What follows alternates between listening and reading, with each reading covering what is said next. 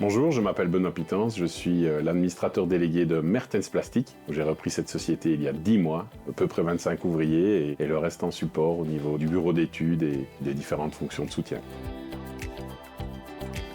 Notre domaine d'expertise, c'est le stockage de produits corrosifs, acides, essentiellement chimiques. Nos clients sont l'industrie pharmaceutique, l'industrie au sens large, mais également tout le secteur de l'épuration d'eau. On a 3 métiers. 1, trouver des solutions de stockage et donc des constructions de cuves sur mesure de très grande taille.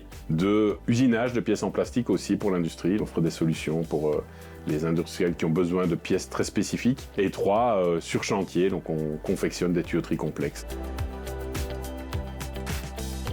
On veut continuer à être leader en Wallonie et aussi regarder sur l'étranger au niveau des cuves de grande dimension, de format exceptionnel. Continuer à investir au niveau de la technologie et alors le grand enjeu aussi du développement durable, le plastique est paradoxal parce que à la fois le plastique à usage unique doit absolument être proscrit et le plastique est une solution et fait partie de la solution pour l'accès à l'eau potable, pour l'accès à la santé. Donc nous on se dirige vraiment dans ces créneaux-là où il n'y a pas mieux que le plastique pour ses usages. C'est vraiment un choix stratégique qu'on fait parce qu'il n'y a pas vraiment d'autre choix.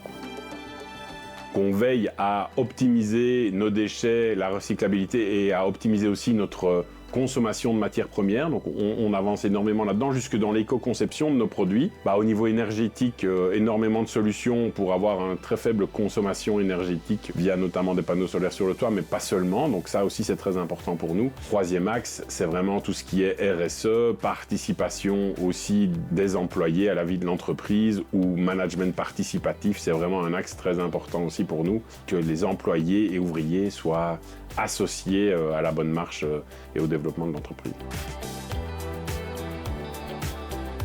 On se rend compte qu'en fait, on est compétitif aussi dans des pays limitrophes, donc on doit aussi pouvoir regarder à l'étranger. Oui, on a double axe de croissance. Premièrement, diversification, parce qu'en matière de plastique, il y a moyen de faire énormément de choses qui sont aussi méconnues, mais il faut une technique que nous possédons. Et 2, au niveau de la base de clients, pour le moment, on est essentiellement en Wallonie, un petit peu en Flandre, un petit peu à l'étranger, mais je suis vraiment convaincu de notre potentiel de croissance aussi dans les pays limitrophes. Wallonie Entreprendre, je l'ai connu dans ma vie d'avant.